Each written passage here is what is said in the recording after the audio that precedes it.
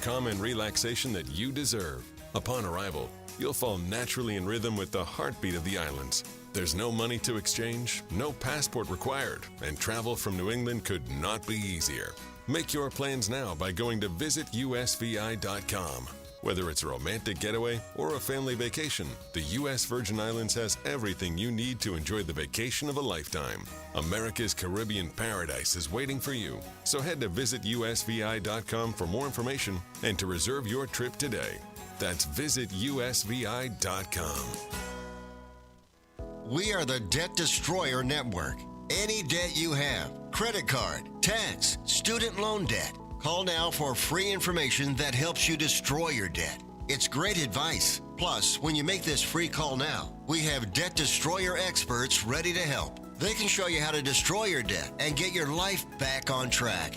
Debt problems don't have to be overwhelming. You can live stress-free and debt-free. Credit cards, medical bills, IRS tax problems, even student loan debt. Learn about free programs offered by the credit card companies, hospitals, and even the government that can help slash your debt. Call the Debt Destroyer now for free information. Call now.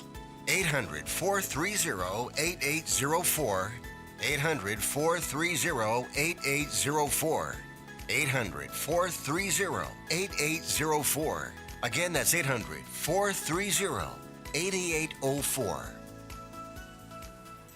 This is Tucker Silva, and I'm joined today by estate planning attorney Todd Lutzke from the law firm of Cushing & Dolan with your Financial Exchange legal quick tip of the day. And we're talking about last-minute nursing home lessons that can help save your assets. What can be done last minute to save your home and your liquid assets when one spouse is entering the nursing home? So with a married couple, you do have more options than as a single person, but with a married couple, your home is not at risk because the community spouse living in the home is allowed to keep the home. Doesn't matter the value, as long as they're living there, it's not countable and non-lienable. They also give the healthy spouse about $135,000 to keep. It's not a lot when you think of the big picture, but all the rest of the money would be at risk. But at least a quick last-minute way of protecting all those other dollars, all over and above that $135,000, would be to basically transfer the assets, those excess assets, to the community spouse, which, by the way, is not a disqualifying transfer, so no 5-year waiting period. And then once that community spouse gets those assets, depending on their age, they can buy what is known as a Medicaid qualifying annuity. These are special annuities. They convert the excess assets into an income stream, and then it's no longer an asset keeping the community spouse over assets. Then the community spouse and the sick spouse are under assets, and they're eligible for Medicaid. Cushing & Dolan has written a brand new guide, especially for those of you who have put off doing your planning and are now faced with a last-minute nursing home situation. Request this brand new guide from Cushing & Dolan at 866-848-5699. It's called Long-Term Care Planning for Procrastinators. 866-848-5699. Or if you prefer, you can simply go to their website, legalexchangeshow.com, and request it there. The proceeding was paid for and the views expressed are solely those of Cushing & Dolan. Cushing & Dolan and or Armstrong Advisory may contact you offering legal or investment services. Cushing and Armstrong do not endorse each other and are not affiliated. Environmental nonprofit Ocean River Institute is working with communities to tackle climate change with nature-based solutions that feature slowing water down and building more soil with grasses and plants. Research indicates that people acting in their own neighborhoods can build an inch of soil in a year and slow sea level rise down by as much as 25%. Please visit oceanriver.org for more information on opportunities to make a difference and go the distance for savvy stewardship of a greener and bluer planet Earth. For 40 years, Cancer Support Community has been a relentless ally for anyone impacted by cancer, with free services provided online and in person, with their newest location in Massachusetts. Connect with Cancer Support Community Massachusetts for free emotional support, educational resources, patient navigation, financial counseling, and more. 617-797-3391. CancerSupportMass.org. CancerSupportMass.org. The Financial Exchange is produced by Money Matters Radio and is hosted by employees of the Armstrong Advisory Group, a registered investment advisor that provides investment advisory services. All opinions expressed are solely those of the hosts, do not reflect the opinions of Armstrong Advisory or anyone else, and do not guarantee profit. Investments can lose money. This program does not offer any specific financial or investment advice. Please consult your own financial, tax, and estate planning advisors before making any investment decisions. Armstrong and Money Matters Radio do not compensate each other for referrals and are not affiliated. This is the Financial Exchange with Mike Armstrong and Marc Fandetti. Your exclusive look at business and financial news affecting your day, your city, your world. Stay informed and up to date about economic and market trends, plus breaking business news every day. The Financial Exchange is a proud partner of the Disabled American Veterans Department of Massachusetts. Help us support our great American heroes by visiting dav5k.boston and making a donation today. The DAV 5K Boston is presented by Veterans Development Corporation. This is the Financial Exchange with Mike Armstrong and Marc Fandetti. Welcome back to the Financial Exchange. Mike Armstrong, Marc Fandetti, Tucker Silva with you on a Tuesday morning here. We're going to have some updates on the United Alaska inspections of their planes and the sell-off of Boeing and Spirit Aerosystems, who help assemble them. We'll be covering the new bestseller in terms of exported vehicles. Japan has been unseated here in terms of total numbers of vehicles sold. But we're going to start off with a piece here from the Wall Street Journal that seems to be the only thing anybody wants to talk about at the beginning of this year, which is, can we continue the rally that markets have been on since November 1st of last year? And will we, in fact, surpass those 2022 highs, which we were the Dow already did, and we were within spitting distance of doing so recently. As you have come to expect, I find these articles to be, by and large, useless and asking the wrong questions, but I think there are smidgens of it and pieces of it that I think we can take and try and read into a little bit. So, the main takeaway that I think everybody is coming away with is nobody knows if stocks are going to go higher or lower in 2024.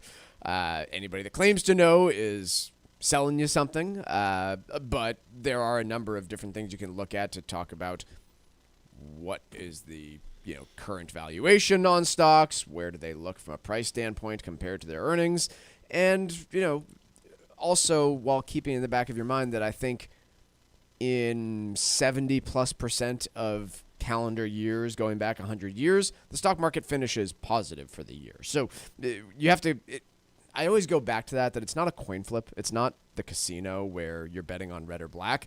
Stock market on the average year goes up. Day to day, it's just about a coin flip, sure, but slightly higher weighted. If it's a weighted coin, sure, but very slightly so to the positive side for equities.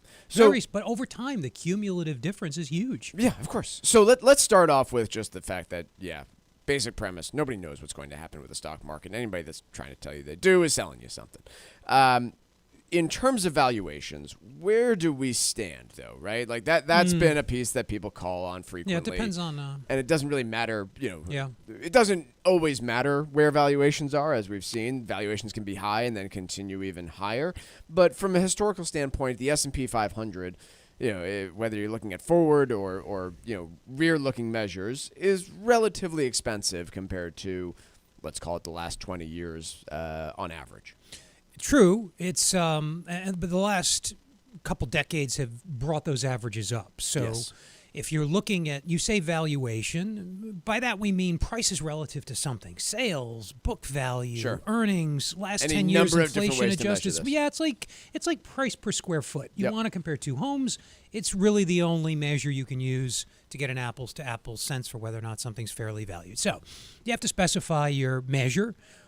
We sort of like longer-term measures of valuation, measures that take, say, the last 10 years' worth of earnings, take an average, adjusted for inflation, sometimes called the Shiller PE or cyclically adjusted PE. And by that measure, stocks have, with only a couple of exceptions, never been more expensive than they are today. It's high. It's top 5%. I didn't ask you to pull this data, so can you guess for me when those other couple of exceptions were? Well, the obvious one is 1999, when the so-called Shiller PE, which is another term for the cyclically adjusted PE, that long-term measure was distorted by tech companies, reached somewhere in the mid-40s as opposed to the low 30s today. And it's been as high as the mid-30s as recently as, I think, 2019. So there are a few instances historically, and those have been followed by, on average, lower than average returns. So while those are a lousy timing tool, they're a pretty good way to answer the question, should I be tempering my expectations from equities over the next 10 years? Now, absent some breakthrough like AI increasing productivity and economic growth and boosting corporate earnings, the answer is probably yes, but we don't do that by a lot here. People, every year, actually throughout the year, we go through this exercise, as a lot of firms do, and do our capital market projections, and stocks are always somewhere between 8 and, say, 10%. Sure, across the board. Yeah, across the board. So, yes, there are some sectors that do look relatively cheap. Energy, real estate, communication services, price to earnings ratios, according to the Journal, are, slightly below their historical median. But those are the only sectors. And there could be reasons for that. Yeah, right. Well, energy prices are low, and we're, shifting towards a less energy-intensive economy, allegedly. So, yeah, all sorts of reasons for that. Let's instead move away from where stocks are going to go. There's any number of different things that could shift them. I have no real idea. Do they look expensive right now? Yes. But they looked expensive. To be clear, they looked expensive a year ago. And in 2023, earnings went up like 1%. Stocks went up 26 and a couple decimal places. Outrageously expensive in 2021. So they did. Yeah. Like we said, lousy short-term predictor. Right. So if you're a long-term investor, just stick with your plan. So let's talk about interest rates, because that was the main thing that drove markets towards the end of last year, whether it was actual moves in interest rates or expectations around moves in interest rates. One individual who has probably more experience looking at bond markets than the two of us combined, Bill Gross, is calling 10-year treasuries overvalued and effectively betting against them. Anything that we should make of this type of move coming from the alleged one of many self-proclaimed bond kings? Yeah, his comments aren't really meant for I know Bloomberg reported on them, so we're talking about them, but there's some subtle hair-splitting people. He is...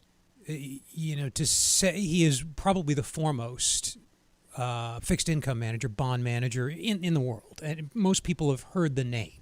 Yeah. Started PIMCO, Pacific Investment Management Company, and anyway, since gone on to other things. So when he talks, people do listen.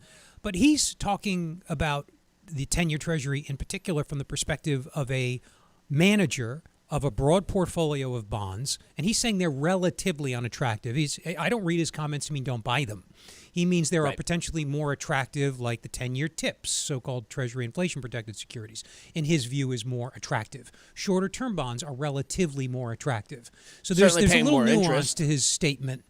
He's not saying avoid them. He's saying he prefers other things. So in his actively managed portfolio, which you might be able to, I think is he still with Janus? I forget. I stopped paying attention to Bill Gross. I did too. You may have exposure to his views through a fund in your 401k plan, for example. So he's just talking about the way he's positioning his broadly diversified portfolio of hundreds or even thousands of different securities. Yeah. I think much of the key takeaway on all of this is something that we have reiterated so many times, which is for a lot of people, articles like this one and the one before provide almost no useful context for what you should do next.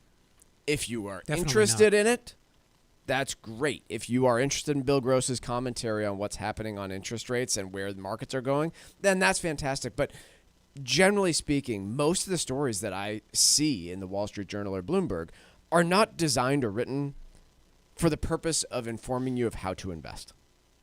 And the ones that I do see that are that way, gosh, they seem rather dangerous to me. So, I think that's the key point here is, I don't really know where the stock market's going to go. I know that might sound refreshing or kind of like me just throwing my hands up in the air. But, things look expensive.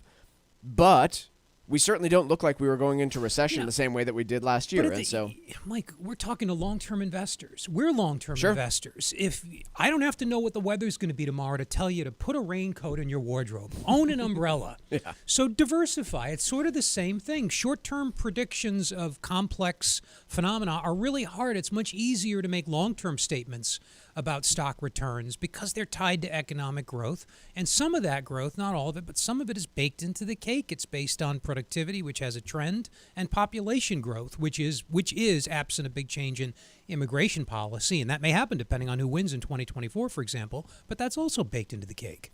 let's take a quick break. When we come back, a little bit of Federal Reserve talk here next, which is going to tie into what happens with interest rates. Following that, we'll be talking a little bit more about the Boeing 737 MAX 9 jets and exactly what seems to be going on there. That's next on the Financial Exchange. Business and financial news affecting the markets and your wallet. We've got it all straight from Wall Street right here on the Financial Exchange Radio Network. An extended nursing home stay could deplete your savings in months if you're not prepared. Cushing & Dolan, the experts in elder law, can help.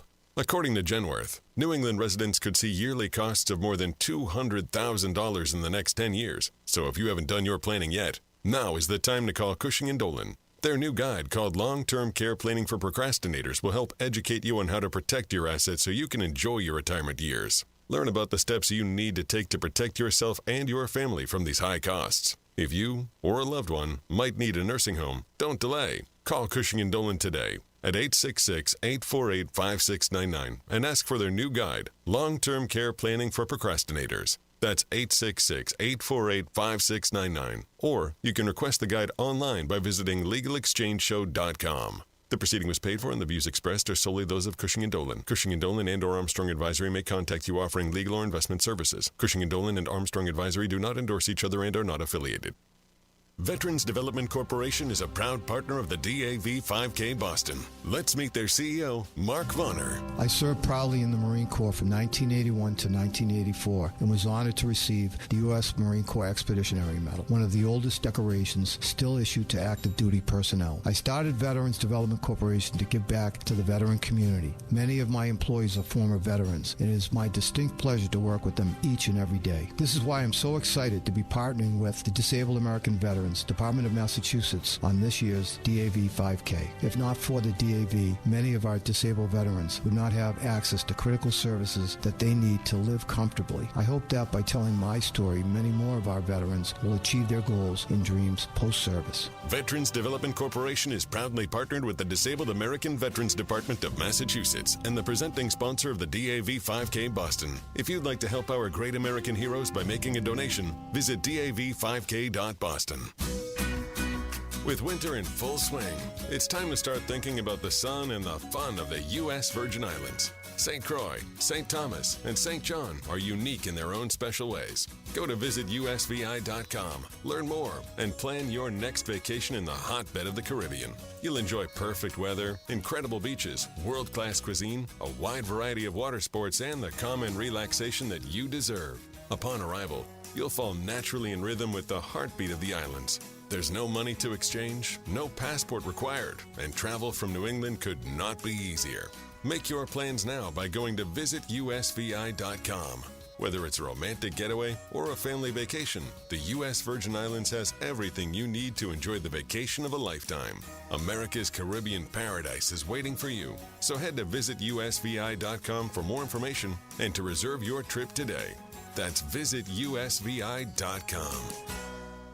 Are you thinking of spending the winter season as a snowbird? If so, you'll need to put together a strong financial plan to make it happen. Hi, this is Mike Armstrong from the Armstrong Advisory Group, and if you're getting ready to retire or already there, it's important to take a closer look at your current income sources and expenses to determine whether there's room in your budget to live that snowbird lifestyle and remain as financially comfortable as possible. At the Armstrong Advisory Group, let us work with you to create the kind of strategy that may help you maintain your existing expenses even while you're snowbirding. Call Call right now at 800-393-4001 and ask for Armstrong's new free guide called Can You Afford to Snowbird? Once again, that phone number is 800-393-4001, or you can request it online from our website, armstrongadvisory.com. The proceeding was paid for by Armstrong Advisory Group, a registered investment advisor. Nothing in the ad or in any Armstrong guide is specific financial, legal, or tax advice. Consult your own financial, tax, and estate planning advisors before making any investment decisions. Armstrong may contact you to offer investment advisory services. Get up-to-the-minute market updates with Wall Street Watch, weekdays at 10:30, only here on the Financial Exchange Radio Network. This segment of the Financial Exchange is brought to you in part by the U.S. Virgin Islands Department of Tourism. Visit the U.S. Virgin Islands and enjoy your next incredible vacation. Explore St. Croix, St. Thomas, or St. John, and enjoy pristine beaches, world-class dining, and fall naturally in rhythm with the heartbeat of the islands. There's no passport required or money to exchange. Go to visitusvi.com and book your trip today. That's visitusvi.com. Well, before we go to the Federal Reserve, I'm going to get hyper-local here with a story that probably applies to across the country. Needham, Massachusetts police are pleading with residents to stop using the USPS blue bin mailboxes across town. There are more than 25 collection points in the town of Needham. And they are urging everybody to stop using them immediately because, quote, suspects are using keys to enter the mailboxes and steal dropped-off mail that is inside them. Master keys for blue boxes, known as arrow keys, have been the target of several recent robberies of USPS employees, including a robbery in Randolph last month, and apparently we're just kind of giving up. Can we not retrofit these things with a more secure mechanism? Don't drop off mail in the blue. We probably can, but at 50 cents an envelope, I don't think there's a lot of money in the budget. Postal says one of those core functions of government, the only thing the government is really empowered to do sort of constitutionally, in addition to defense, if you're an old-fashioned type like me, like get the mail right. Fund them with whatever they need to deliver them. I mean, we know that they're great, dedicated people working for the Postal Service. We all love our postal carrier, seriously. Yeah. I find it pretty wild that I can ship a letter to Hawaii for... It is really cool. 53 cents or whatever it costs. It's cool, but like fundamentally if it doesn't get lifted, now if it doesn't get stolen. It doesn't get stolen. But yeah, this type of fraud, by the way, what seems to be a more and more common occurrence, if you're not familiar, is thieves are getting checks in the mail, intercepting checks in the mail, and using just really high-quality photocopiers to scan in the check and then sell it online. So that's the move, it seems, is, hey, we're going to scan this check, sell it online. That way you've got the signature. You can then use, pretty basic software to rewrite the check. We need to make the penalties for this stuff so severe, like maybe crucifixion. Romans used to crucify people along highways as an example. This stuff strikes at the heart of social order to me. If you can't mail a damn letter in this country, not much is going to function. Yeah, the problem that you have with all of this type of crime, Mark, is this one seems very in-person and legitimately, close to home, right? But the reality here is that they're being assisted by actors overseas and all sorts of I don't care websites. Who's responsible. Yeah, I understand, but what are you going to do to prosecute a guy out of India that's scanning the check? You don't. You get it. Online? You get it at whatever point it's happening locally. Make an example out of that individual, I guess. But, if this hasn't happened to you, it very well could. Be careful when you're – I don't know the answer other than, even banks have discouraged customers to physically write checks and use electronic payment options instead. Limit the amount of money in checking. I've started – some brokerage firms let you write checks. I make sure that check can draw only on a settlement fund that you control the funds in, and put money in it only as you need it. Assume your checks are going to get stolen. Yeah, you kind of have to at some point. Assume your card's going to get read after you swipe it. So monitor that, obviously. But this is one where I think you do have. It's a pain because you have to keep dribbling money into your bank account every time you want to write a check. And ultimately, the banks are going to have to figure something out here because, unlike some type of theft, like if somebody writes a fake check off of your account and the bank cashes it, I do believe that is one of the few instances where the bank is actually. It probably will, but you could be inconvenienced in the interim. Oh, I absolutely. don't think they make you whole instantly. No, and there would be a lot of anxiety in the interim. And if nothing else, you're still gonna have to change your bank account number and all the headache that comes with it. So, this stuff is incredibly frustrating. But I've seen this one. This one has impacted a family member of mine recently, where somebody just ripped off a check somewhere, bought it online, wrote a check to themselves for $3,000 for something, rent I think it was, and bank cashed it, and now changing account numbers and all, and all the mess that comes to that. So, user beware. I can't believe I'm encouraging people towards digital payment systems instead, but that actually does seem to be one of the safer mechanisms at this point. But everybody's got checking and savings, right? And you can transfer money pretty quickly between them. I don't have an actual savings account. So you have only checking. I have only checking, but I stash money into other places, but I don't. I don't actually have a savings account because since I have been a working adult until recently, there was no real interest to be earned on a savings account. Yeah, that's another reason to leave only. I definitely had the ING Direct account. Remember the little orange ball back in the mid 2000s when I had summer jobs? I would put my money there. But since 2008, there had been nothing to earn there until like 2021 when ING didn't really exist anymore. So let's move over to Federal Reserve because at this stage, as everybody likes to do, everyone's trying to guess when they are going to change their policy. According to CME Group, so we'll have a meeting here in January where the Fed is again expected to not do anything in terms of rates. January 31st is the next meeting, and there's currently a 95.3% likelihood, according to CME, that Fed funds will stay exactly where it is. But when we get to the March meeting, which would be March 20th, there is a, 64, just shy of 64% likelihood that rates are lower than where they are today after that meeting.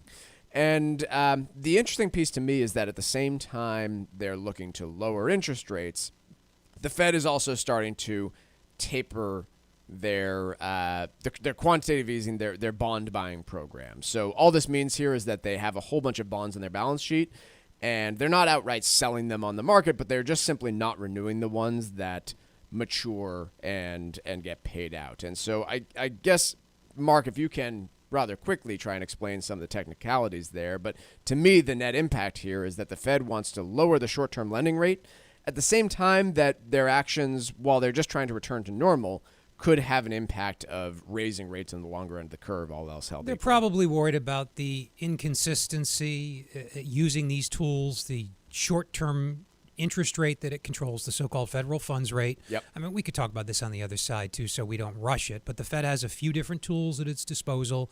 It brought a few more into the arsenal during the financial crisis. And over the past couple of years, first it used rates and the so-called balance sheet to stimulate the economy and then to rein it in when inflation picked up. What they don't want to do, it seems to me, is to be, again, using these tools to different ends. So if they do indeed start to cut rates, a very debatable proposition, in my view, which we ought to talk about, but suppose they do, for whatever reason, start to cut rates in 3 to 6 months, they probably don't want to also be selling they don't want to be not buying longer-term bonds, because one tool would be employed in a stimulative manner in that scenario, and the other in a manner that would tend to restrain economic activity. One could offset the other. So that, to me, is sort of the gist of something like this. But again, the premise that the Fed is going to be able to start cutting rates in 3 or 6 months, a dubious one in my view. Let's take a quick break. Wall Street Watch is next on the Financial Exchange.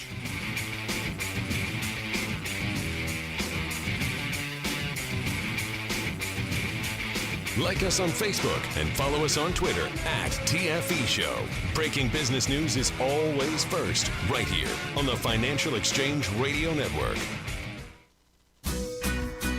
With winter in full swing, it's time to start thinking about the sun and the fun of the U.S. Virgin Islands. St. Croix, St. Thomas, and St. John are unique in their own special ways. Go to visitusvi.com, learn more, and plan your next vacation in the hotbed of the Caribbean. You'll enjoy perfect weather, incredible beaches, world-class cuisine, a wide variety of water sports, and the calm and relaxation that you deserve. Upon arrival, you'll fall naturally in rhythm with the heartbeat of the islands. There's no money to exchange, no passport required, and travel from New England could not be easier. Make your plans now by going to visitusvi.com. Whether it's a romantic getaway or a family vacation, the U.S. Virgin Islands has everything you need to enjoy the vacation of a lifetime. America's Caribbean paradise is waiting for you. So head to visitusvi.com for more information and to reserve your trip today. That's visitusvi.com.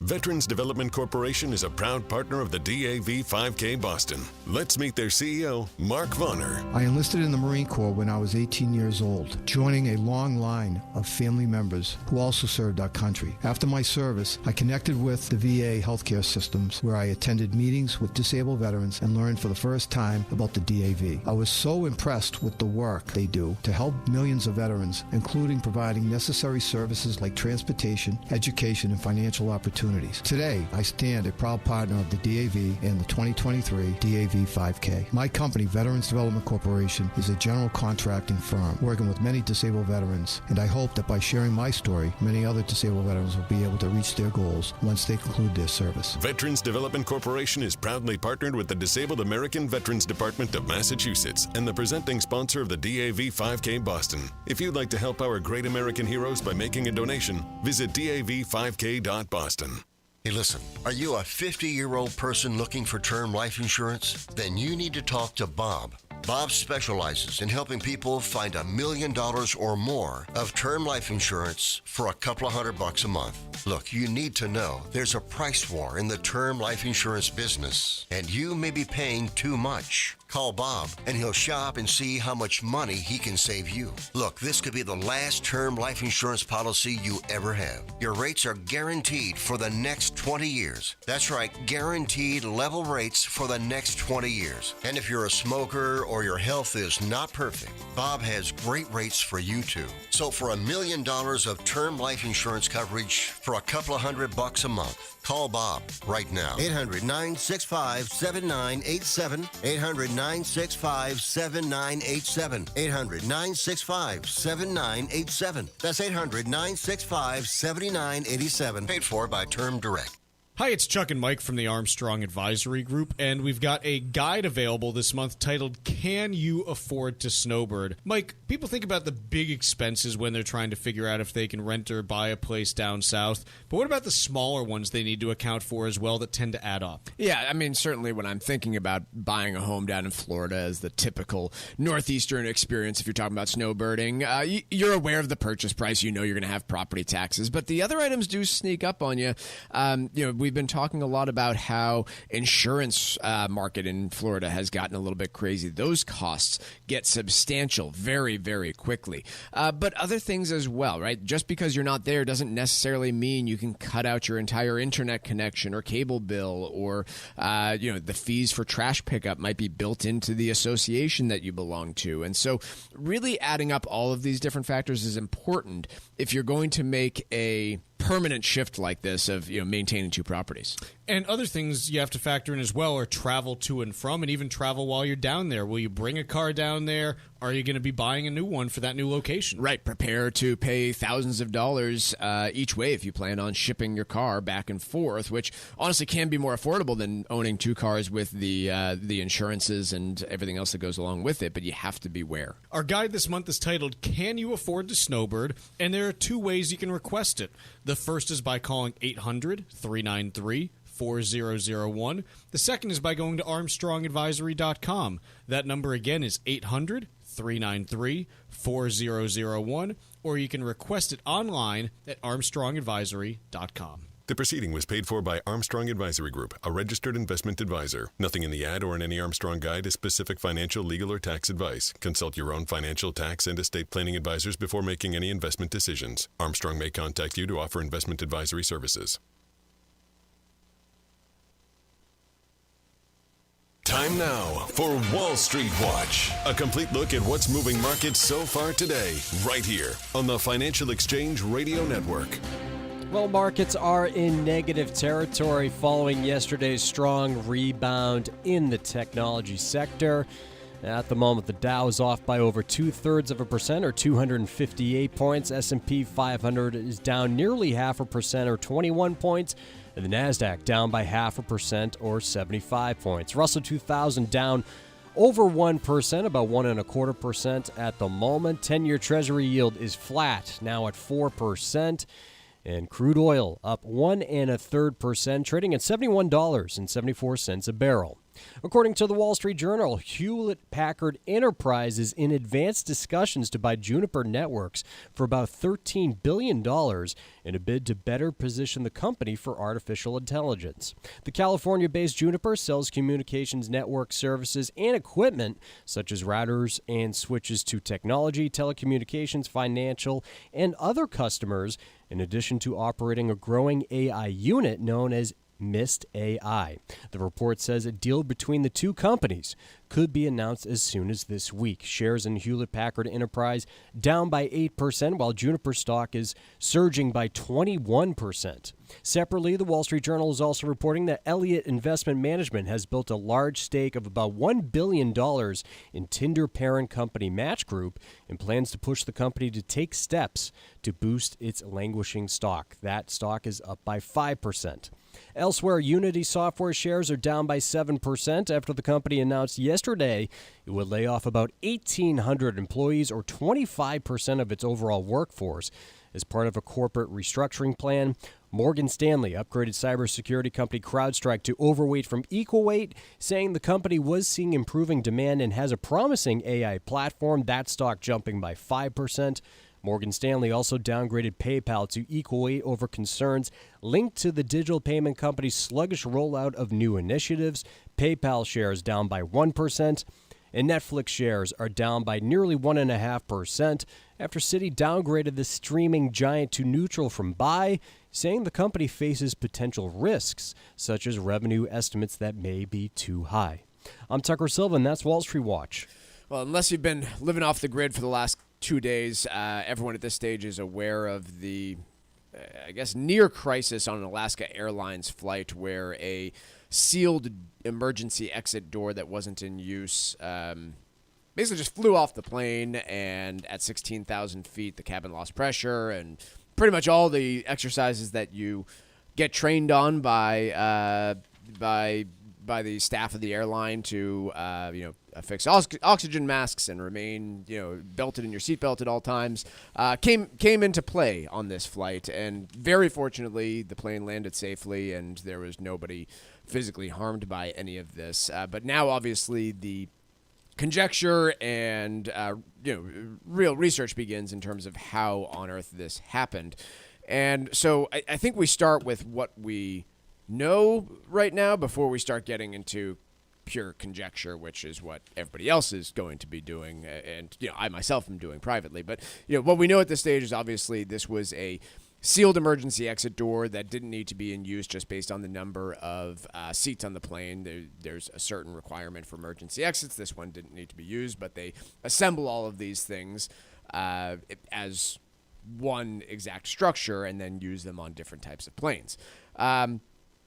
Allegedly, Spirit Aerosystems is the one that installs these doors to the fuselage, and so they are being looked at here as a potentially guilty party. Boeing obviously being looked at as well, and the airlines themselves could have some requirement to maintain these and make sure that they are installed properly and maintained properly. To this stage, from what I understand, according to reporting from the New York Times, when the investigators recovered the door from the Alaska Airlines flight, the bolts were not on the door, but as you can imagine, when a door blows off a plane at 16,000 feet going a few hundred miles per hour, quite possible those bolts detach in that process.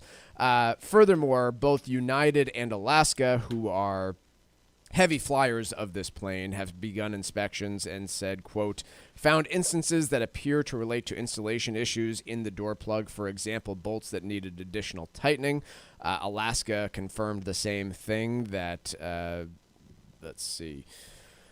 technicians of the MAX 9 fleet for inspections assessed the plug area and indicated loose hardware was visible on some planes. So we seem to have an insinuation that there's loose or hardware that doesn't look like it was perfectly properly installed. But honestly, at this stage, all of that is pretty much conjecture. We don't know who is responsible for maintaining this stuff, if the planes were delivered with the right hardware installed properly, or if there's somebody else involved in all of this as well that could be a guilty party. But to me, why this is such a massive deal as it is, it doesn't change my opinion that flying is still one of, if not the most safe means of travel out there.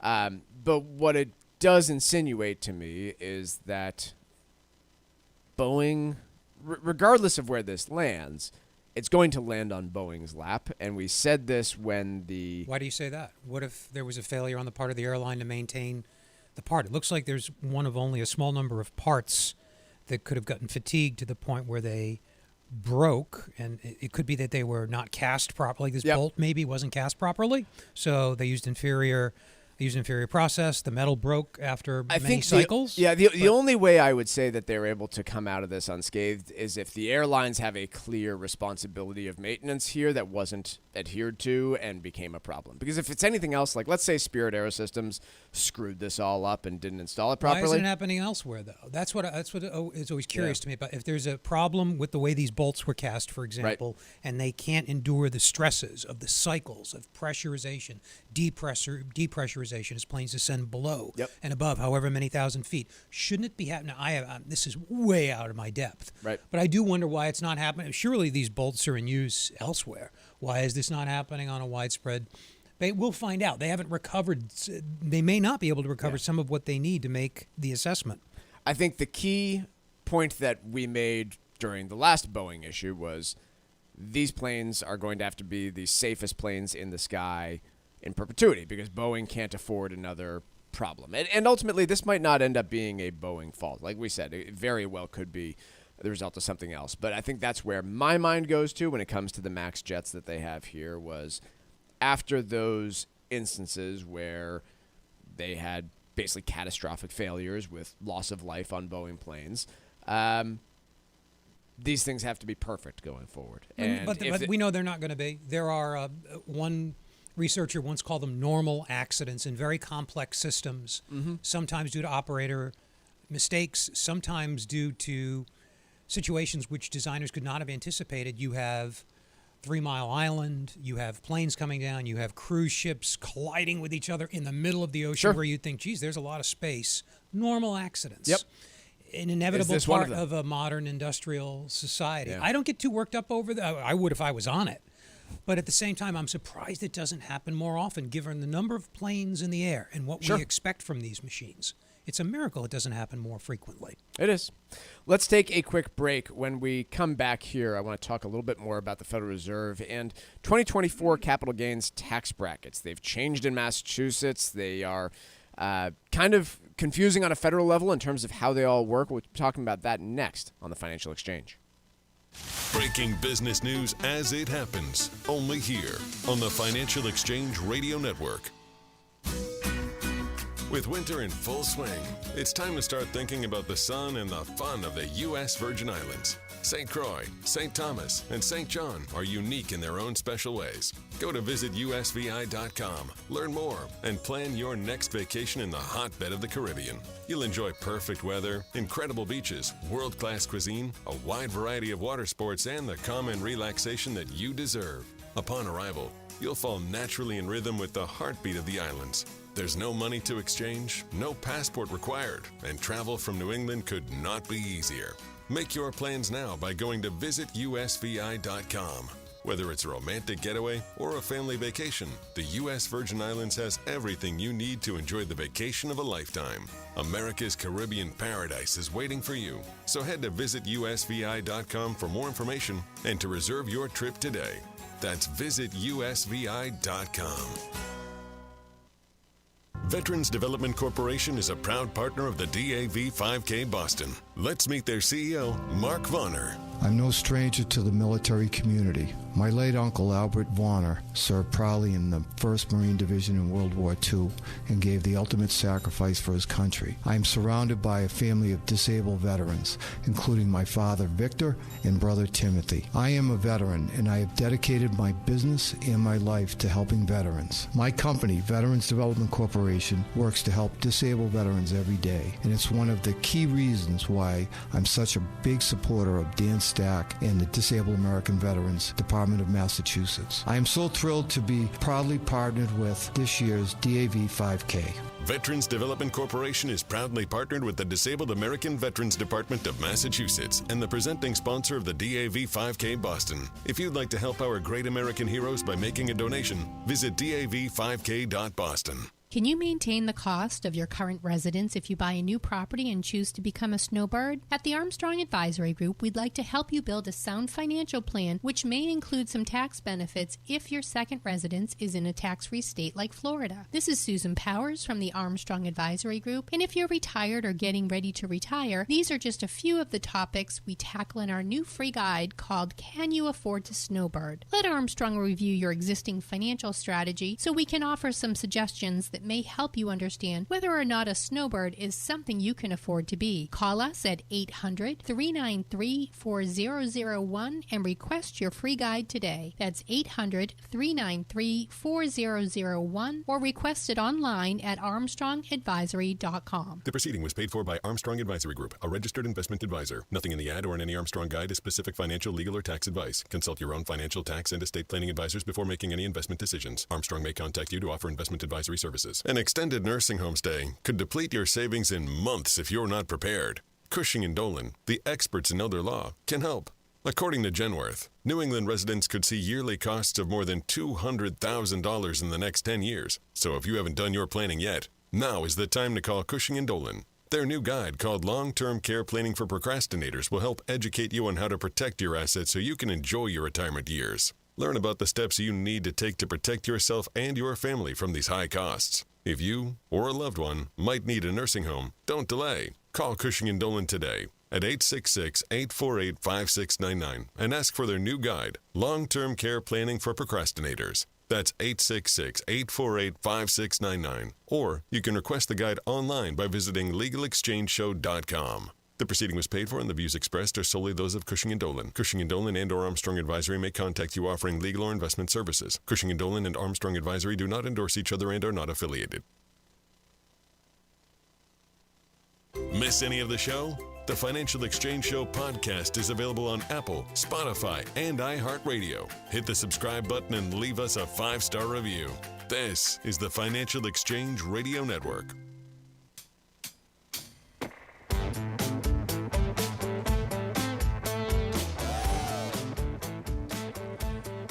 This is probably repeat information for a lot of our listeners, but the capital gains tax rates across the country are, I'm going to call them relatively complex. You can look at capital gains tax rates of 0, 15, or 20%, depending on how much other income you have. There's also the net investment. Is it the net investment tax on capital gains? This is the piece that passed during Obamacare of 3.8% surcharge on capital gains if they get over a certain level.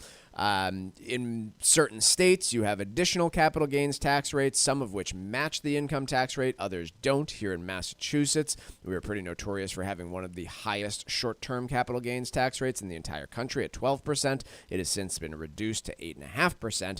But the point being here is that it's pretty impactful in terms of the results of your investments and how they end up performing, how much you have to pay in taxes, right? This is a pretty big piece of all of this. And so, for instance, there are people who will say, hey, I want to put my most active portfolio where there's a lot of turnover into something like a retirement account where I don't actually pay capital gains tax rates. That's another piece that I think gets confused by a lot of people is, capital gains taxes only actually apply to non-retirement investment accounts. There are different tax rules that apply to IRAs and 401ks, but frequently, I'm talking to people who have never invested outside of a 401k or an IRA and are completely unaware of the impact of taxes on a non-retirement account. And so the general answer is that In retirement accounts, tax-deferred ones, you are taxed only when you take money out of it.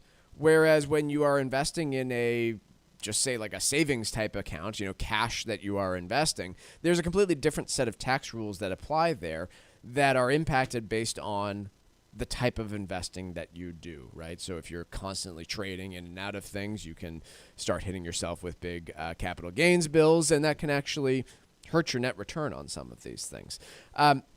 Why do I bring all of this up? One, you should probably be aware of all these different tax impacts when you are starting investing. For instance, a lot of people got into crypto investing or into Robinhood investing, where it was very short-term time horizons. And lo and behold, a lot of them were also not terribly aware of the tax impact of doing some of that stuff, especially if you lived here in Massachusetts and were subject to 12% short-term capital gains tax rates on those profits that you may have made in the everything goes up market of 2021. All of the point being here, if you're just starting this out and trying to figure it all out on your own, there's a lot of great resources out there for you to take a look at. Certainly you want to consult with a professional, talk with a tax accountant, or talk to a financial advisor. But if you are finding yourself over and over surprised by the significance of your tax bill and looking for ways to perhaps mitigate that, call the folks at the Armstrong Advisory Group. Talk to somebody about how you can better utilize the tax code in your favor while trying to build yourself a retirement portfolio for the future. The phone number is 800-393-4001. You can also check out a lot of great resources on our website, armstrongadvisory.com. But that phone number, once again, for the Armstrong Advisory Group is 800-393-4001. The proceeding was paid for by Armstrong Advisory Group, a registered investment advisor. Nothing in the ad or in any Armstrong guide is specific financial, legal, or tax advice. Consult your own financial, tax, and estate planning advisors before making any investment decisions. Armstrong may contact you to offer investment advisory services. Mark, before Wall Street Watch, we were talking a bit about Federal Reserve, and I guess I would appreciate your take on. Let's start with where the reality of where Federal Reserve officials seem to be right now, because to me, I think that's what really matters, and what's going to guide markets this year is the commentary that we hear from Jerome Powell.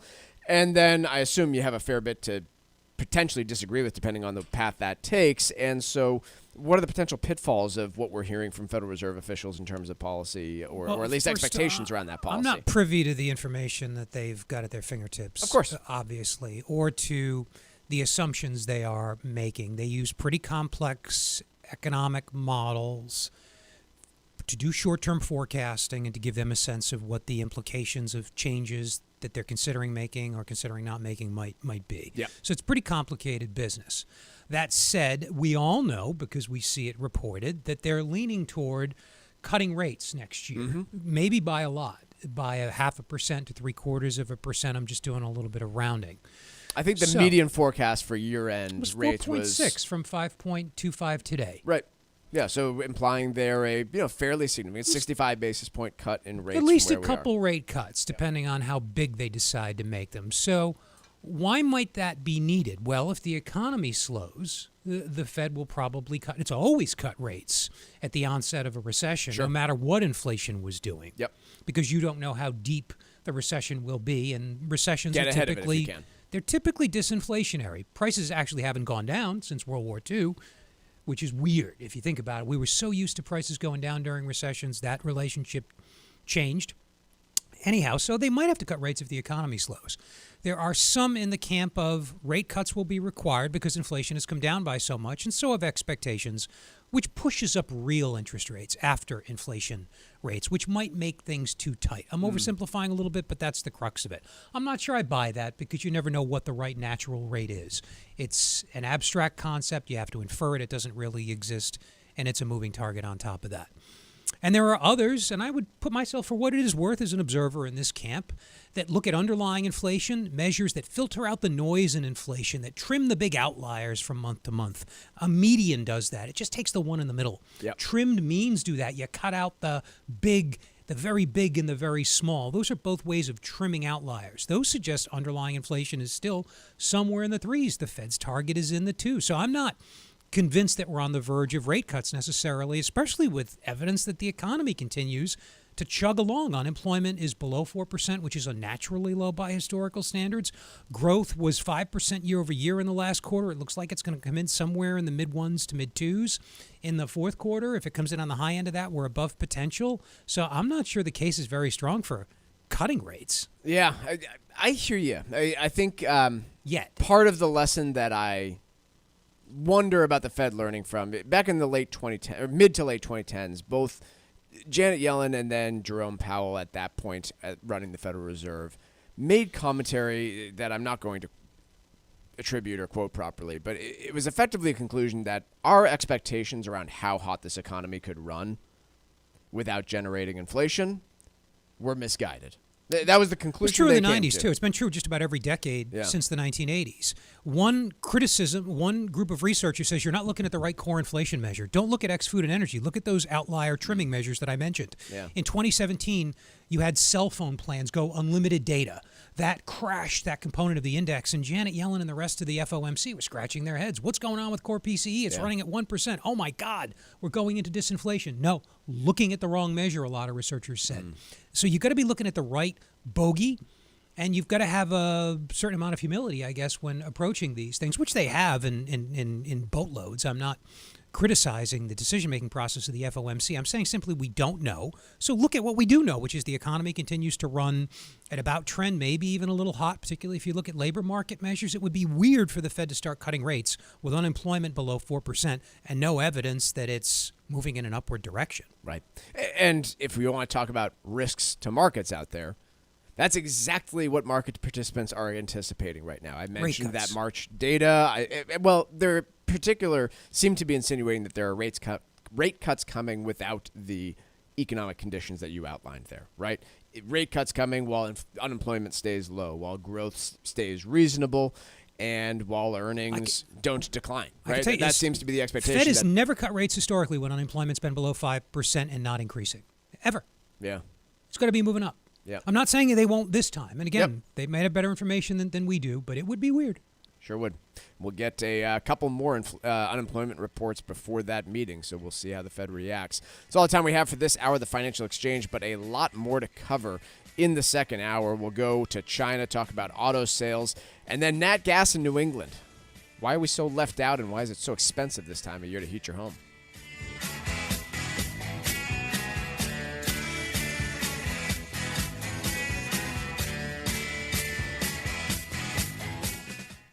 This is Tucker Silva, and I'm joined today by estate planning attorney Todd Lutzke from the law firm of Cushing & Dolan with your Financial Exchange legal quick tip of the day. And today we're talking about last-minute nursing home lessons that can help save your assets. Todd, more and more people are providing in-home care for their loved ones. Is there anything a care provider can do that would be beneficial to them or the family? So if you're already providing care for an individual at home, and more people, as you said, are in fact doing that, the best thing to do is to set up a personal care contract, right? A personal care contract is something that allows you to get paid by your family member, and as long as you report it on your income tax return and prepare a personal care contract, make sure you get an elder law lawyer to help you prepare that contract because it's got to be done right. But if you do those two things, get the contract and provide the care and put the income on your income tax return, the transfers are non-disqualifying transfers. So even if you don't make the 5 years, those dollars that you're moving will not need to be returned, and they will be protected. Also, while you're doing that, set up the trust and get the 5-year clock started. Put some assets in because you just never know if you're going to make it or not, and you would always want to have that 5-year clock running to protect your assets. Cushing & Dolan has written a brand new guide, especially for those of you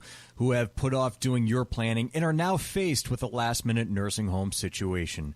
Request this brand new guide from Cushing & Dolan. It's called Long-Term Care Planning for Procrastinators. You can call 866-848-5699, or you can simply request it from their website, legalexchangeshow.com. Once again, simply call 866-848-5699, or get it from their website at legalexchangeshow.com. The proceeding was paid for and the views expressed are solely those of Cushing & Dolan. Cushing & Dolan and or Armstrong Advisory may contact you offering legal or investment services. Cushing & Armstrong do not endorse each other and are not affiliated.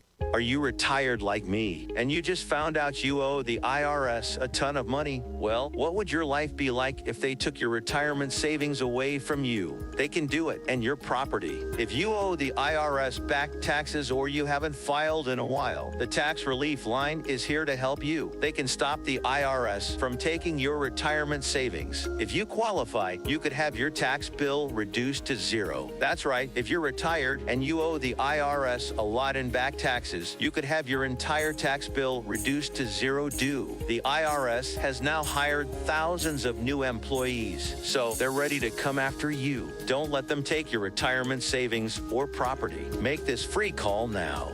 800-251-2153. 800-251-2153. 800-251-2153. That's 800-251-2153. This is the Money Matters Radio Network. WBNW 1120 AM and W275CM FM. Concord, Boston. The Money Matters Radio Network. Finding great candidates to hire can be like, well, trying to find a needle in a haystack, but not with ZipRecruiter. Its powerful technology actively finds and invites qualified candidates to apply to your job. So while other companies might deliver a lot of hay, ZipRecruiter finds you the needle in the haystack. See why 4 out of 5 employers who post a job on ZipRecruiter get a quality candidate within the first day. Try ZipRecruiter for free at ZipRecruiter.com/free. That's ZipRecruiter.com/free. At Consumer Cellular, you get the same exact coverage as the largest carriers, but for up to half the cost. Same thing, up to half the cost. Up to half the cost for the same thing. 50% the money for 100% the same thing. I hope I'm making myself clear. Consumer Cellular. When freedom calls, we're here to answer. Call us at 1-888-FREEDOM. Half the cost savings based on cost of Consumer Cellular single-line 5GB data plan with unlimited talk and text compared to lowest cost single-line postpaid unlimited talk, text, and data plan offered by T-Mobile and Verizon May 2023. With winter in full swing, it's time to start thinking about the sun and the fun of the U.S. Virgin Islands. St. Croix, St. Thomas, and St. John are unique in their own special ways. Go to visitusvi.com, learn more, and plan your next vacation in the hotbed of the Caribbean. You'll enjoy perfect weather, incredible beaches, world-class cuisine, a wide variety of water sports, and the calm and relaxation that you deserve. Upon arrival, you'll fall naturally in rhythm with the heartbeat of the islands. There's no money to exchange, no passport required, and travel from New England could not be easier. Make your plans now by going to visitusvi.com. Whether it's a romantic getaway or a family vacation, the U.S. Virgin Islands has everything you need to enjoy the vacation of a lifetime. America's Caribbean paradise is waiting for you. So head to visitusvi.com for more information and to reserve your trip today. That's visitusvi.com. An extended nursing home stay could deplete your savings in months if you're not prepared. Cushing & Dolan, the experts in elder law, can help.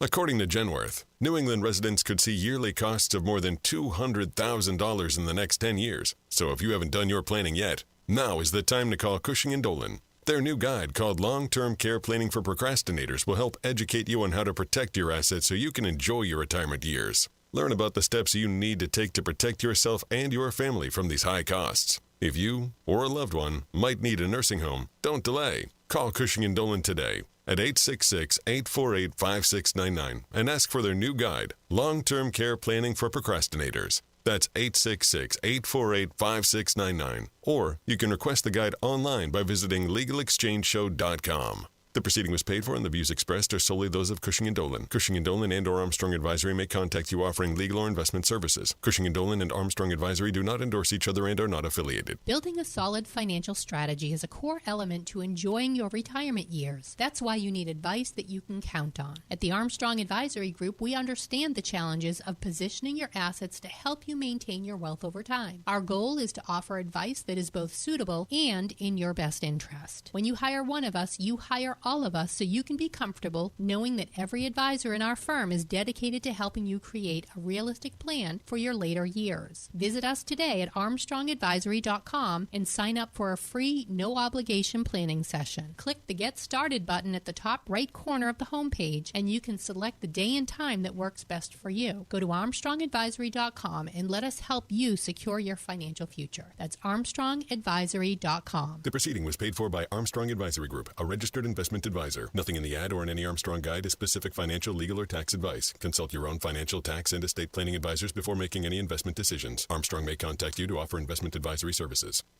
For 40 years, Cancer Support Community has been a relentless ally for anyone impacted by cancer, with free services provided online and in person, with their newest location in Massachusetts. Connect with Cancer Support Community Massachusetts for free emotional support, educational resources, patient navigation, financial counseling, and more. 617-797-3391. CancerSupportMass.org. CancerSupportMass.org. It happens all over Massachusetts. Can you tie my shoes? In every home and every community. Be careful on your bike. Learning can happen anytime, anywhere. We'll see you at practice this weekend. And no matter how learning takes place in your family's life, DESE is there as your partner. The Massachusetts Department of Elementary and Secondary Education. Never stop learning. Find out more at mass.gov/back-to-school. Sponsored by the Massachusetts Department for Elementary and Secondary Education. The Financial Exchange is produced by Money Matters Radio and is hosted by employees of the Armstrong Advisory Group, a registered investment advisor that provides investment advisory services. All opinions expressed are solely those of the hosts, do not reflect the opinions of Armstrong Advisory or anyone else, and do not guarantee profit. Investments can lose money. This program does not offer any specific financial or investment advice. Please consult your own financial, tax, and estate planning advisors before making any investment decisions. Armstrong and Money Matters Radio do not compensate each other for referrals and are not affiliated. This is the Financial Exchange with Mike Armstrong and Marc Fandetti. Your exclusive look at business and financial news affecting your day, your city, your world. Stay informed and up to date about economic and market trends, plus breaking business news every day. The Financial Exchange is a proud partner of the Disabled American Veterans Department of Massachusetts. Help us support our great American heroes by visiting dav5k.boston and making a donation today. The DAV 5K Boston is presented by Veterans Development Corporation. This is the Financial Exchange with Mike Armstrong and Marc Fandetti. Welcome back to the Financial Exchange. It is Mike Armstrong, Marc Fandetti, and Tucker Silva with you on a Tuesday where markets are selling off a bit after yesterday's market surge. We have the Dow off about 265 points, 0.7%. S&P off nearly 21 points, about 0.4%, and the NASDAQ down about 50 points, or 0.33% in early trading here. We'll keep you updated as we go.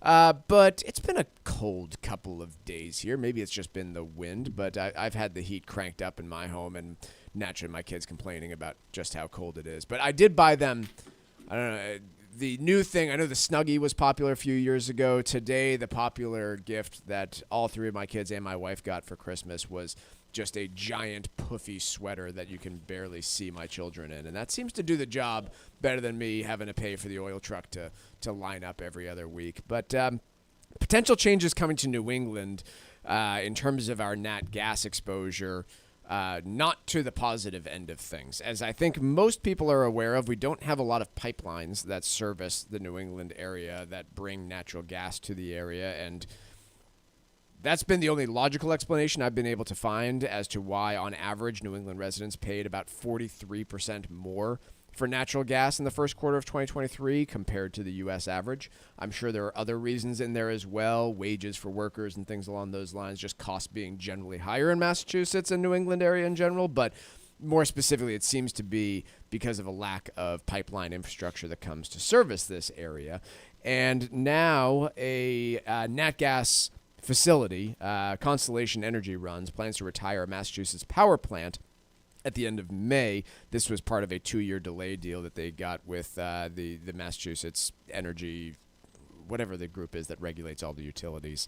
They are the single biggest user of LNG in the area, and so therefore they also own a neighboring marine terminal that imports this liquid natural gas. They're also talking about shutting that down unless somebody else wants all this LNG that they are importing currently. Is this going to have a meaningful impact immediately on nat gas prices or home heating costs in the New England area? I kind of have my doubts. I also assume that they're going to find some way to fill this gap. But what many have pointed out is that you don't exactly want to be running your utility grid at capacity at all times, right? You want to have the ability to plug in excess capacity for when it's extremely cold or extremely hot. LNG, not LNG, natural gas fits that bill pretty well for most systems because you can flip it on and flip it off. And if you have fewer of those types of power plants, you become more susceptible to big surges in demand. Okay, what's the solution here? It's not really my area, but, My guess will be that they incentivize this power plant to stay online for a longer period of time.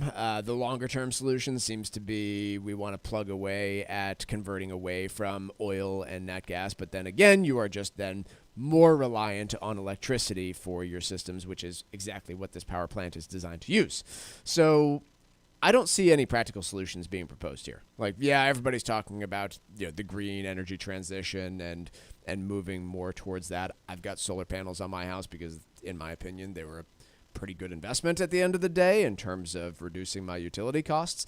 None of that is going to change the fact that we have a big economy here and a number of households that require a lot of air conditioning in the summer, a lot of heating in the winter, and little to no infrastructure to deal with that, especially when it comes to pipelines. I know that nobody likes the idea of a pipeline going through the beautiful White Mountains or going through parts of Maine or Massachusetts and relocating people and eminent domain and all of those problems. There's no appetite for that.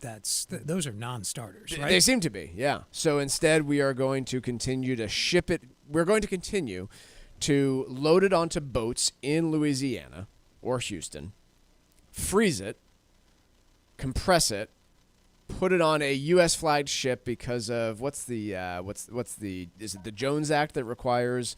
I believe the Jones Act is what requires. I don't know. I'm not a maritime lawyer. Come on, Mark. Yeah, I think you're right. I believe it's the Jones Act that requires any shipments going from U.S. port to U.S. port be flagged by a U.S. ship, meaning that in all likelihood, what's the outcome here, Mark? My guess is that it's going to remain exorbitantly more expensive in the Northeast to continue to heat your home and cool your home than almost anywhere in the country. Since we're on the topic of utilities, can anyone, if National Grid happens to be listening, can you stop texting me that there's a storm coming? I so badly want to block National Grid, but I can't because they tell me when my bill's due. Yeah. So you can't just blanket block them. Yeah. But I've gotten at least 2 emails and at least as many texts today. Is anyone unaware of that situation? What information does it convey? Presumably you're gonna fix something if it breaks. Thanks for letting me know that you're on top of it. Unless there's a problem in my area that I have to attend to, stop. Yeah, I'll let them know. They might be listening. Can't you just opt out? Yeah, but then he won't get the billing notifications. What are you mailing a check for your? No, I do pay by credit card. I do pay by credit card. Right, full circle here. Way to go, everybody. That's what Good we do. job. But yeah, this I don't know. In and of itself, this Constellation Energy plant closing is not likely to, significantly disrupt the New England area power generation ability, but taken with other issues, makes it less robust. It's one of the many reasons that we pay so much for electricity in this part of the country, and why. And by the way, why New Englanders were in particular responding so negatively to surveys about inflation when energy prices were up, because we feel that more heavily here in the Northeast. The larger point is one you've already made, but I'll reiterate. You don't want to be overly dependent on one form or another. Yeah. Renewables are great in theory. Till the sun goes away and the wind stops or there's some blowing. other unforeseen. Yeah, I mean, what if a volcano erupts and the skies are cloudy for a few years? Yeah. You might smirk at that, but it's happened. Sure. So to be entirely dependent on renewables, I maybe this is off base again. I'm way out of my depth here. Maybe we'll have better storage at that point. It won't be an issue. But it seems to me that you want to diversify your sources of that, just as you would diversify in the face of any other range of uncertain outcomes. Have you ever explained to somebody, for instance, from like Arizona, that you heat your home with oil? Or do you heat your home with oil? What I you do. Use? Yeah, as do I. And this was such a foreign concept to my family out in Arizona. It's very much a New England thing, yeah. Who doesn't understand this? But like, so hold on, what do you mean you heat your home with oil? Where does the oil go? And I explained to them that there's a giant tank in my basement that holds several hundred gallons of oil, and that we use that to heat our home. And they're like, it's not dated at all. But where do you get it? Like, what do you mean? Where does it come from? Sperm whales. Where do you think? And so, yeah, I had to explain again that a giant truck backs into my driveway and brings a hose down to the house, and it just seemed so incredibly antiquated to them that they had no real context for Have the they idea never that there used to be coal bins in people's basements. This is a New England thing, and again, settlement of Arizona. 20-something-year-olds in their first ever home, and they've never lived in the Sun Belt their dealt with whole that idea. lives. They're also under the and impression, they've apparently never watched television. They were also under the impression that I had to like call up the oil truck every time I needed a new delivery, and like, hey folks, I'm running low. Can you come on? I know some people actually do that, but yeah, it's called will call. Do you? Yeah. If your usage is sort of irregular, you don't know. I don't need a delivery every 6 or 8 weeks or whatever. Yeah. You're on a 6 or 8 week frequency. Yeah. That makes sense given your usage. Yeah. Yeah, they'll Three service kids you that on complain will about call. how cold it is. Yeah, they will, and you'll get a better price also if you're able to shop around and look around. That I don't do. I try to stick with the folks at Cronin Oil in Norfolk, who are down in my area. Nice. But well, why not? Free, they have like 2 trucks. I don't think they want more business. No, they don't. They're a good sized business. I don't think they need me promoting them, but they're just such terrific folks, as are all oil delivery. These are small, family-owned businesses, but it is very much a New England thing now. The other thing that I think this Has always been. leads to is more and more New Englanders pushing towards more efficient systems. Right, like I have certainly looked at the idea of a heat pump instead of my current oil system because it is so ungodly expensive to pay for all the oil I consume. And then it'll be ungodly expensive to pay for all the electricity I consume too, but at least my solar's offsetting some of that. Let's take a quick break here. We've got trivia for you next on the Financial Exchange. Tune in for Trivia, brought to you by Applebee's. Every day at 11:20 for your chance to win cool prizes. Text us at 617-362-1385 and use keyword Applebee's. Complete rules are available at financialexchangeshow.com. This is the Financial Exchange Radio Network. Veterans Development Corporation is a proud partner of the DAV 5K Boston. Let's meet their CEO, Mark Vonner. I'm no stranger to the military community. My late uncle, Albert Vonner, served proudly in the 1st Marine Division in World War II and gave the ultimate sacrifice for his country. I am surrounded by a family of disabled veterans, including my father, Victor, and brother, Timothy. I am a veteran, and I have dedicated my business and my life to helping veterans. My company, Veterans Development Corporation, works to help disabled veterans every day, and it's one of the key reasons why I'm such a big supporter of Dan Stack and the Disabled American Veterans Department of Massachusetts. I am so thrilled to be proudly partnered with this year's DAV 5K.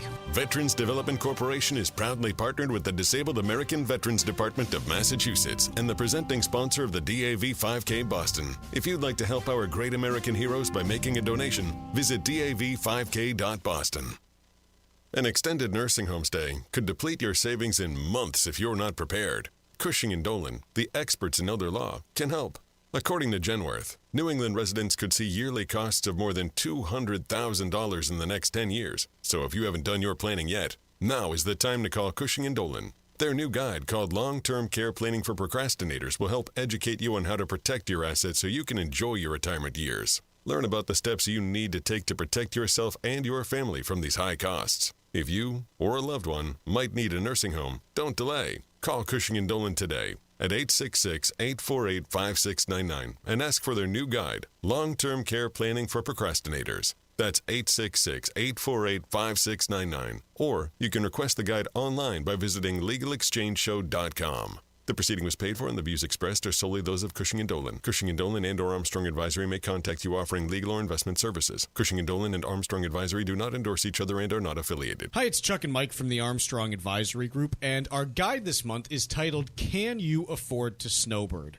Mike, one of the biggest decisions to make on this front is, should someone look into buying a place somewhere south, or should they look into renting a place somewhere south? I'll tell you, it's funny to me, but it's so ingrained in our culture that home ownership is the way to go. It's the way to build wealth. It's just what we've all been trained on. And there are a lot of those benefits, especially for your primary residence.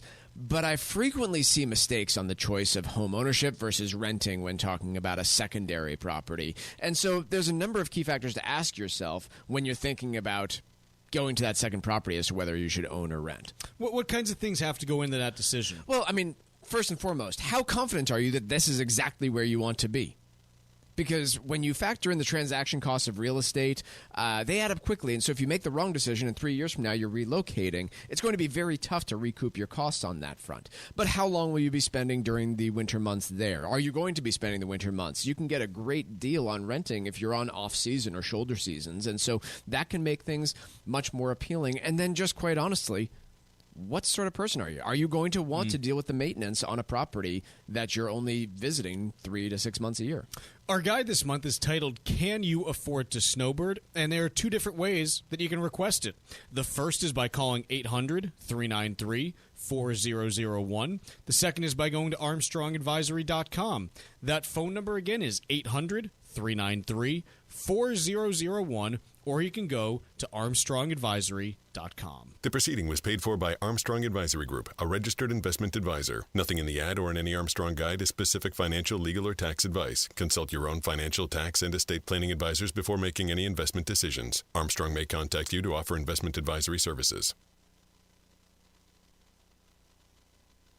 The Financial Exchange streams live on YouTube. Like our page and stay up to date on breaking business news all morning long. This is the Financial Exchange Radio Network.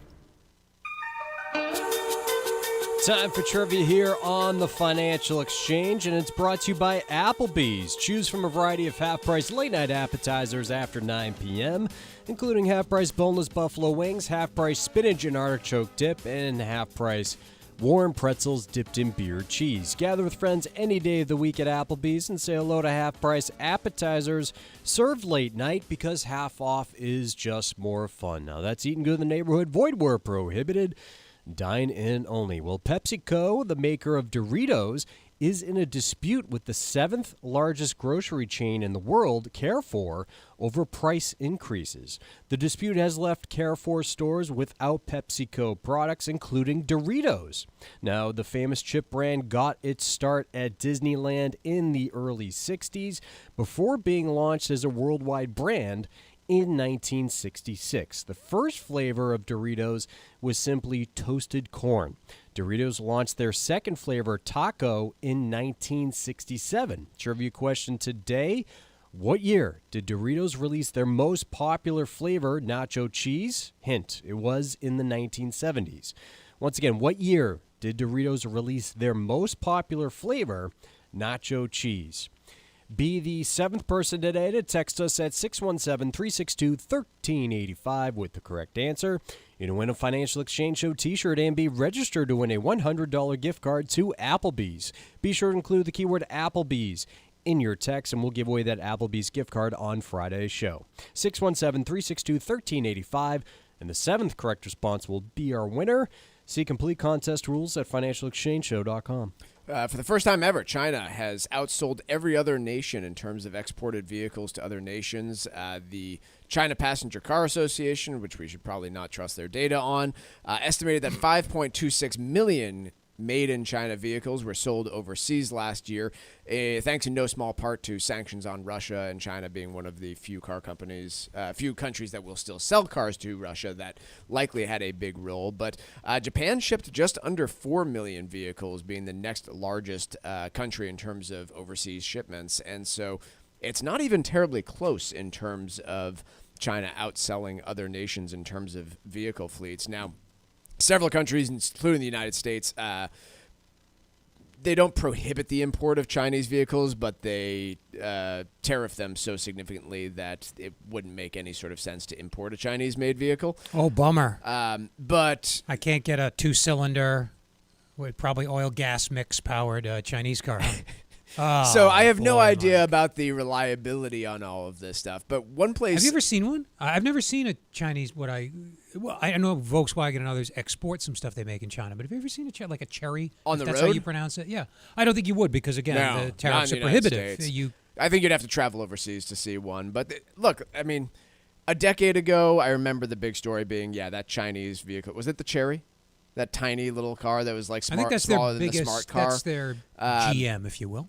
And, I remember seeing those stories. To this point, it does seem that they have become a little bit more diversified and a little bit more nuanced in terms of their vehicle production. Obviously, they have the vehicles that's trying to compete with Tesla to some degree, but I was looking to in countries that do import these vehicles without much in the way of tariffs, and Mexico is actually one of them, pretty close by if you want to go see one of these Chinese-made vehicles. And according to Bloomberg, Chinese cars accounted for almost 20% of all car sales in Mexico through October of last year. One shopper was taking a look at pickup trucks and was going by a Mexico City dealership. There is a Chinese-made pickup truck called the JAC Frisson T8. Again, don't know, but I pulled up a picture of it. Looks like just a, standard, respectable pickup truck. Doesn't look like it's cobbled together with cardboard and particle board from IKEA, from what I can tell. And unsurprisingly, what you found here was that at $468,000 pesos or $27,000, it was about $10,000 cheaper than similar trucks from Chevy, Ford, and Toyota. But our tariffs on trucks, on pickups specifically, make it prohibitive. You'll never sell this thing in America. But in many other parts of the world, clearly they are less concerned about that, including, one of our closest allies, Mexico, who has no real issues importing these vehicles, seemingly, which, I think is just interesting. I guess here's the question that it raises to me, Mark, because you seem to be very against buying a Chinese-made pickup truck. Well, I like the convenience because you go and you say, I want a number 2. And they know exactly what you want. It's ready in 15 minutes. So I like that. No haggle. But any red-blooded patriotic American, I think, would be hard-pressed to buy a Chinese-made. I mean, they're a strategic foe. So let's talk about something different. I hate tariffs generally, but when imposed on a geopolitical foe, it's perfectly reasonable. That's kind of where I was going. Is we've talked about the usefulness and fairness of tariffs and whether they should be legitimate tools that we are applying on different types of things. Like, I've made the argument that, I don't really want Chinese-made semiconductors entering the U.S. market for national security concerns. I think you can stretch that argument to just about any product that's out there if you really choose to, certainly vehicles It's a slippery as well. slope. It is a slippery slope.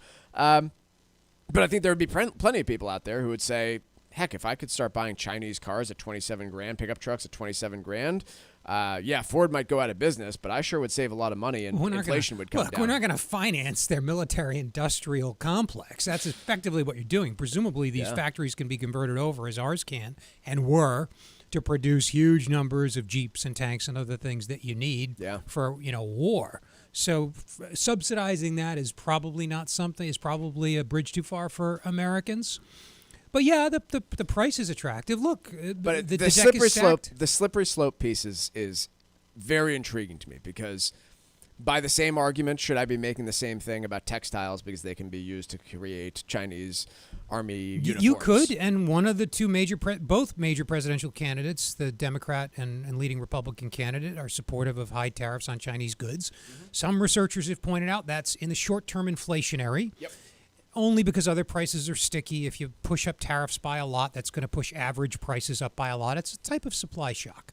That's true, but the long-term geopolitical consequences of not constraining China's growth, as long as they're openly aggressive and expansionist, and I'm out of my depth here too. I could be overstating it, but I see the logic in that argument too. The calculation can't just be crudely economic. Yeah.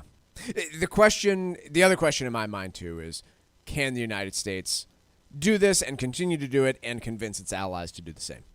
That's the last part a of that challenging is, piece. yeah. They seem to be having some success in Europe, who has their own auto industry that they would like to protect. Mexico doesn't have much of an auto industry other than assembling U.S. vehicles, but you could presumably exert some pressure there if you so chose to do.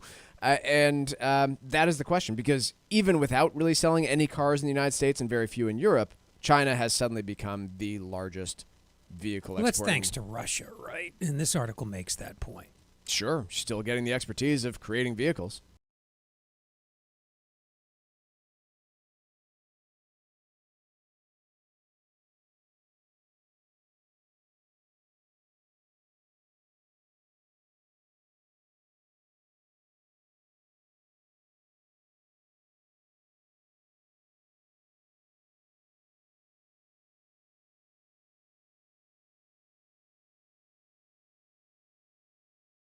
We are the Debt Destroyer Network.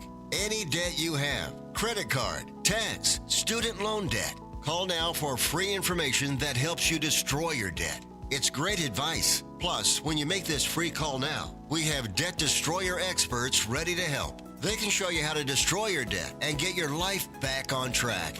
Debt problems don't have to be overwhelming. You can live stress-free and debt-free. Credit cards, medical bills, IRS tax problems, even student loan debt. Learn about free programs offered by the credit card companies, hospitals, and even the government that can help slash your debt. Call the Debt Destroyer now for free information. Call now. 800-430-8804. 800-430-8804. 800-430-8804. Again, that's 800-430-8804.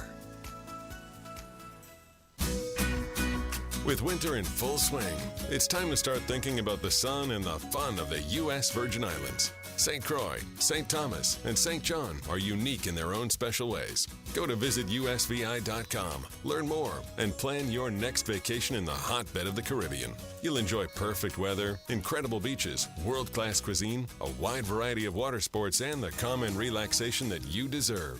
Upon arrival, you'll fall naturally in rhythm with the heartbeat of the islands. There's no money to exchange, no passport required, and travel from New England could not be easier. Make your plans now by going to visitusvi.com. Whether it's a romantic getaway or a family vacation, the U.S. Virgin Islands has everything you need to enjoy the vacation of a lifetime. America's Caribbean paradise is waiting for you. So head to visitusvi.com for more information and to reserve your trip today. That's visitusvi.com.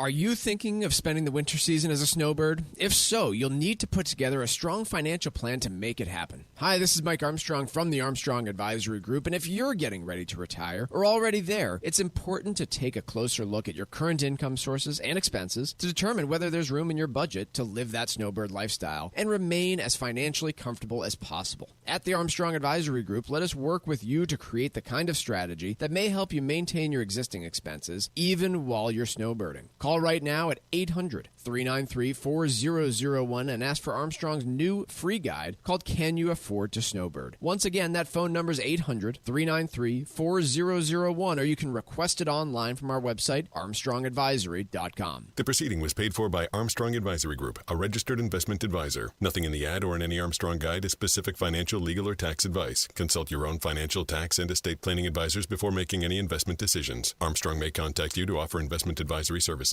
This is Tucker Silva, and I'm joined today by estate planning attorney Todd Lutzke from the law firm of Cushing & Dolan with your Financial Exchange legal quick tip of the day. And today we're talking about last-minute nursing home lessons that can help save your assets. Todd, more and more people are providing in-home care for their loved ones. Is there anything a care provider can do that would be beneficial to them or the family? So if you're already providing care for an individual at home, and more people, as you said, are in fact doing that, the best thing to do is to set up a personal care contract right? A personal care contract is something that allows you to get paid by your family member, and as long as you report it on your income tax return and prepare a personal care contract, make sure you get an elder law lawyer to help you prepare that contract because it's got to be done right. But if you do those two things, get the contract and provide the care and put the income on your income tax return, the transfers are non-disqualifying transfers. So even if you don't make the 5 years, those dollars that you're moving will not need to be returned and they will be protected. Also, while you're doing that, set up the trust and get the 5-year clock started. Put some assets in because you just never know if you're going to make it or not, and you would always want to have that 5-year clock running to protect your assets. Cushing and Dolan has written a brand new guide, especially for those of you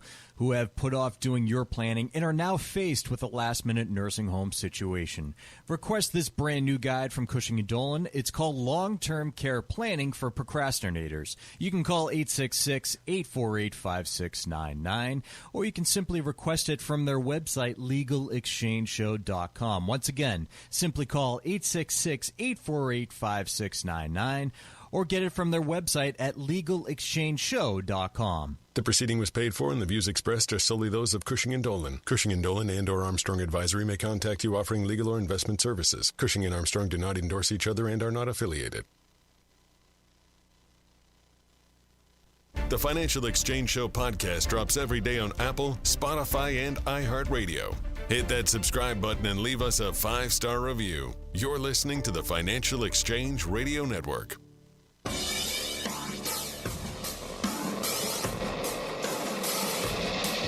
Trivia question today was, what year did Doritos release their most popular flavor, nacho cheese?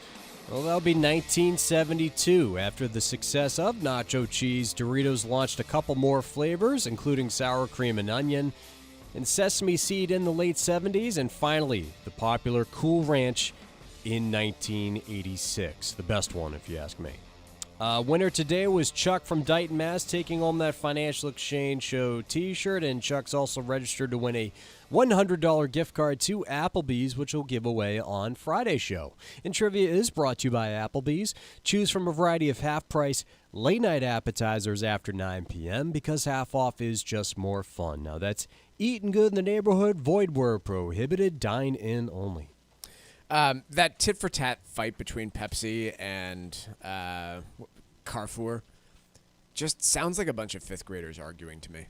I don't have a ton of exposure with fifth graders. Maybe it's just like first or second graders that I'm dealing with. But are you familiar with the story here, Mark? So they're the largest European grocer, Carrefour, big presence in France, Italy, Spain, other places, announced last week that they were basically banning all Pepsi, just not listing any Pepsi products in their stores anymore due to basically fights over prices.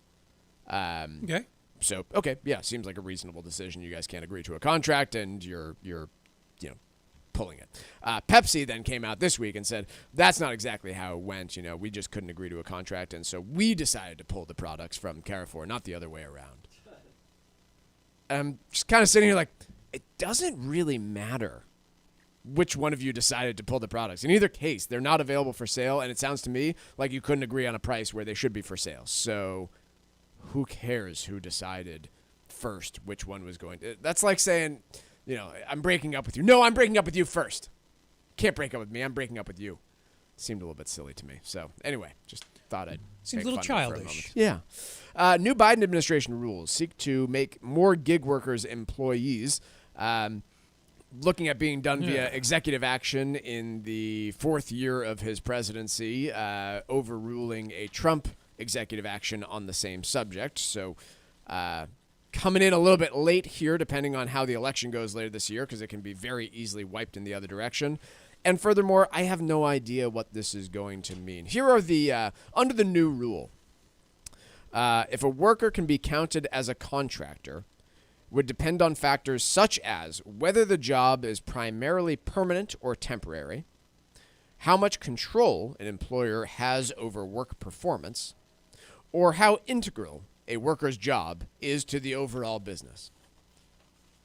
I can't think of any more loosely defined characteristics of a job role than the ones that were just, it doesn't dictate anything in terms of hours worked. It does not dictate anything in terms of timing of the job. It leaves it to these very vague guidelines that I guess are probably designed to be fought out in court instead of actually created a rule on, because this is... How is any... Like, if you're Uber in this moment, which, by the way, has already come out and said, we've reviewed the rules and we don't think that we're going to apply to this. DoorDash did the same thing.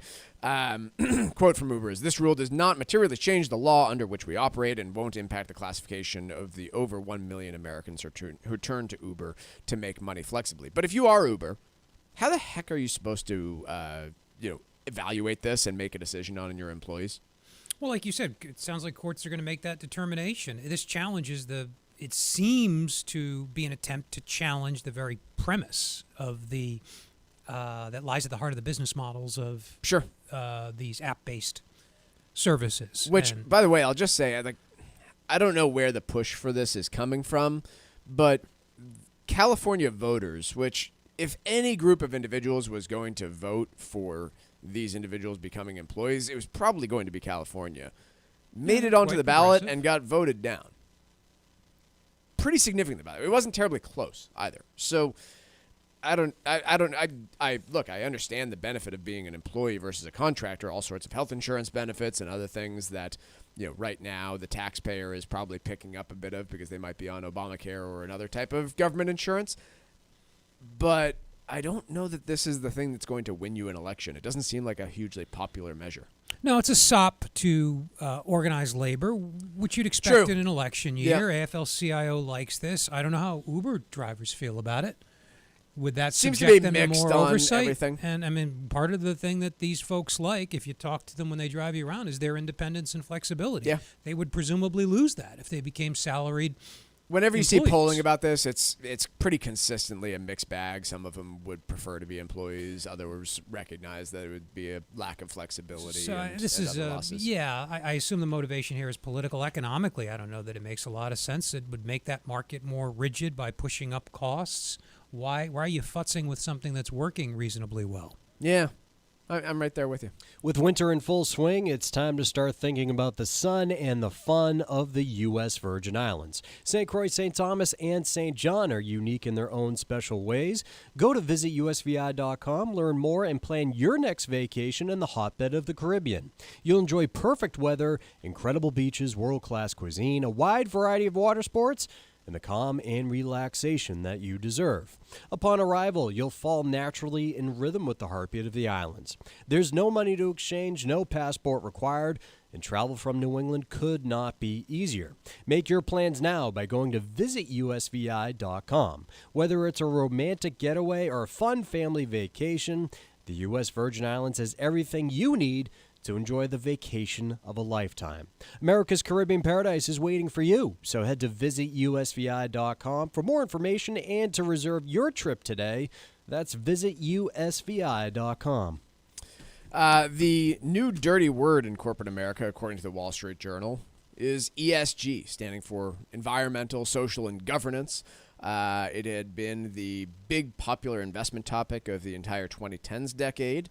I would say most of it, right? Like that I don't think it got started much before then, but big push from corporate boards and all sorts of individuals to push the idea of ESG. And I think pretty significantly being walked back over the last couple of years after certainly some pushback from investors, Budweiser fiasco over Bud Light a few years ago.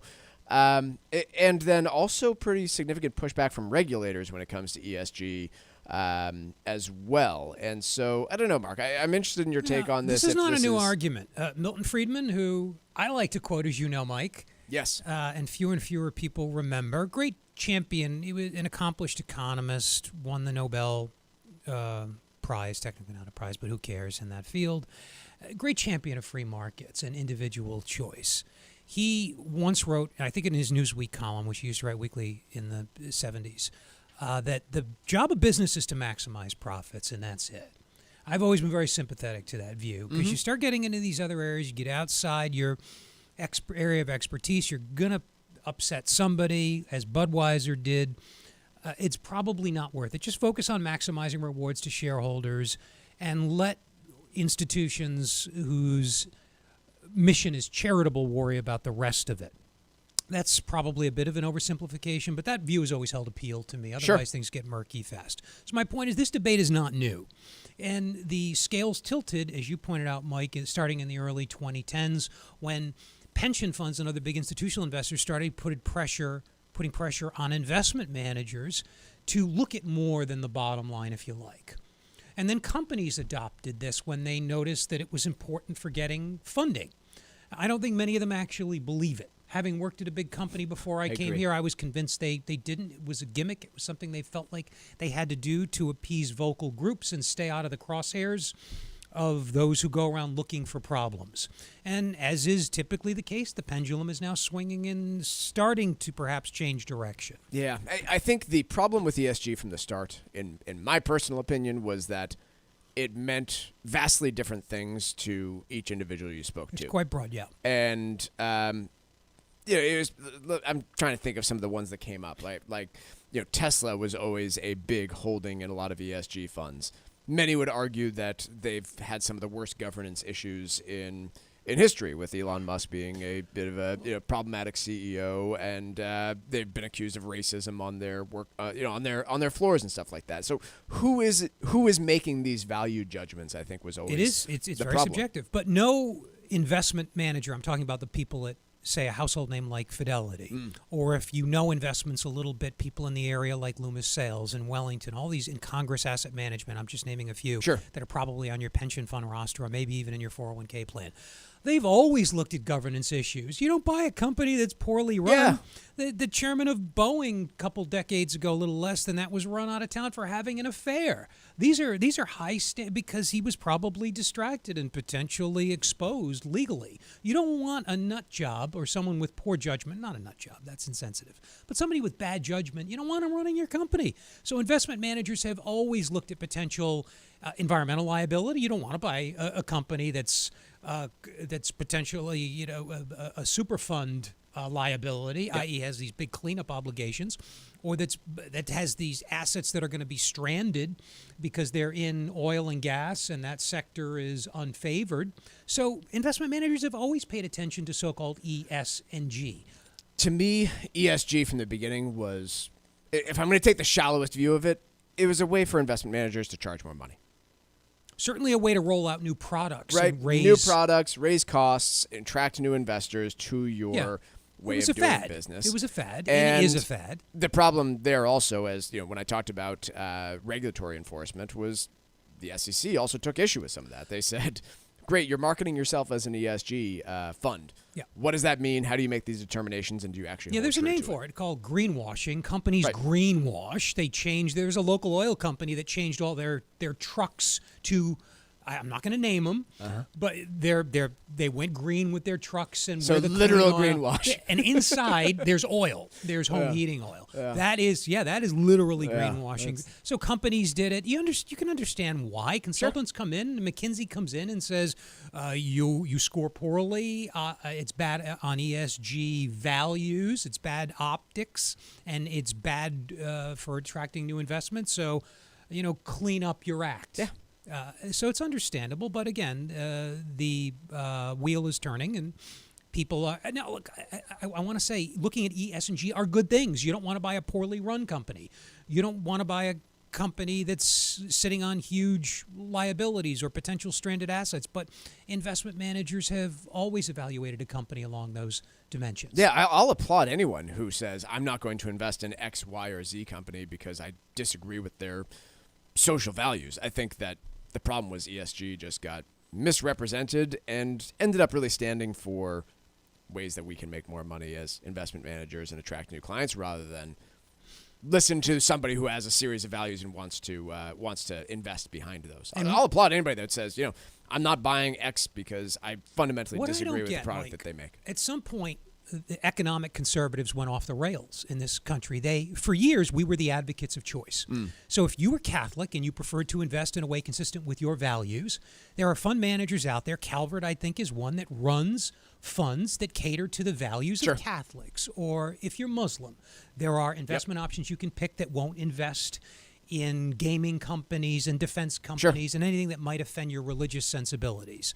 You have your right, Avi. You have a right as an American to exercise that investment choice. So what I don't get is politicians, mainly on the right, I'm sorry to say, again, because they've typically been advocates of choice, railing against ESG when these are just private sector choices being made. I agree there. So you ought to have the option, even if I think the idea is probably silly and a little bit overdone. Yeah. Right. That's the part that also bothers me. Let's take a quick break here. When we come back, we'll have some stack roulette on the Financial Exchange. Breaking business and financial news first throughout the day. Only here on the Financial Exchange Radio Network.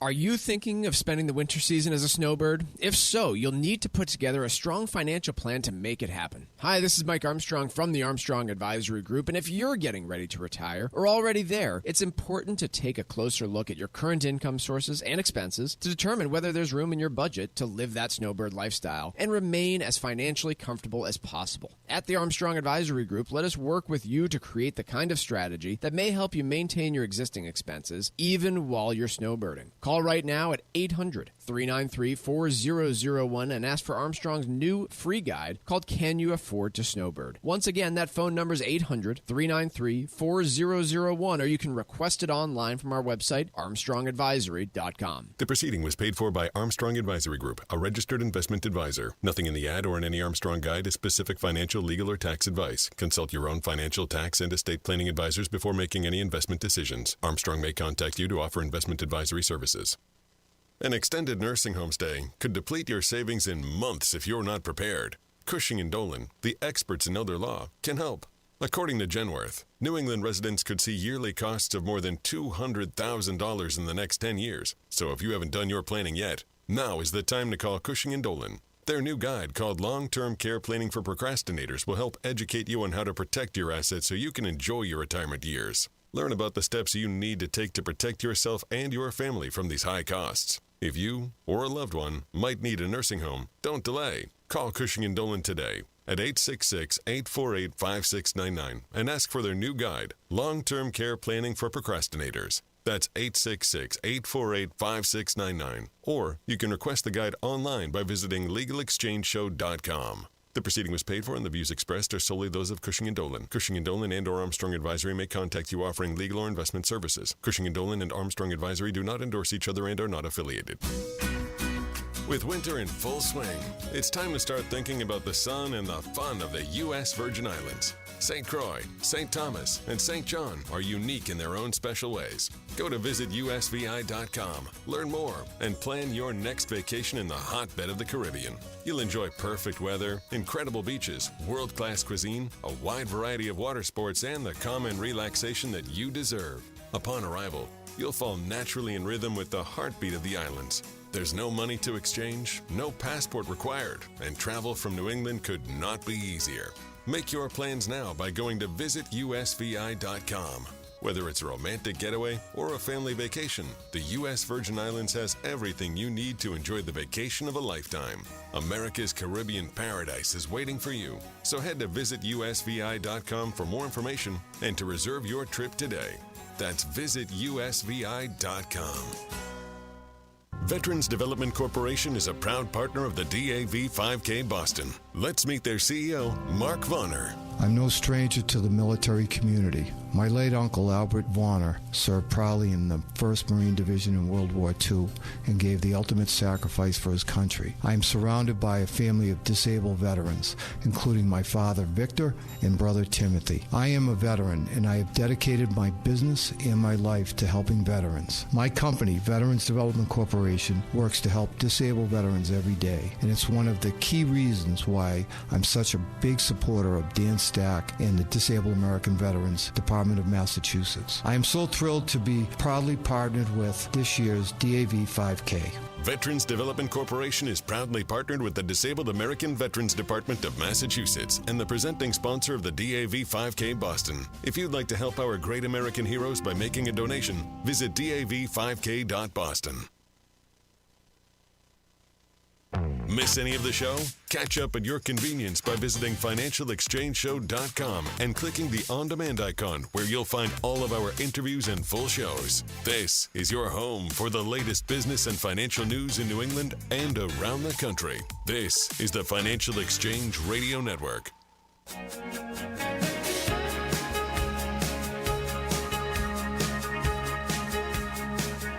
There's a story that we've been hearing about all of 2023, retail theft on the rise. Target has been citing it frequently. The pharmacies have been citing it. They've been putting real locks behind a lot of their goods. There's been locks behind razor blades for quite some time now, but even more innocuous things have been put behind lock and key these days at some of these retailers. The tide seems to be shifting a little bit. It's not that they're not still mentioning this, but I myself have been questioning just how significant this is or how much of a scapegoat this is for just bad earnings. Give me a break. And analysts seem to be diving into the same because blame some teenagers. Some analysts that I have seen interviewed on the subject have said, look, if we take a look at, they call it shrinkage, is basically like how much you inventory. I beg your pardon. Like a frightened turtle. I knew I was going to get some commentary from the peanut gallery here. How much inventory a company states they're going to have on their balance sheet compared to what's actually there is referred to as shrinkage. And analysts are looking at it in some cases saying, this is pretty consistent with where you've been historically. Okay, we just can't do this subject. We just can't do this story anymore. Have you even pulled up the Seinfeld? You can't say the word shrinkage. Why don't we just say theft? We're not going to Why don't we just say theft? Yeah. Well, because it's in not light just of the adolescent tenor. Okay. The difference between disposition, inventory that companies believe theft. they're going to have compared to what's actually shoplifting. Out there shoplifting is referred to lovingly as shrinkage. Just to get it in there one more time.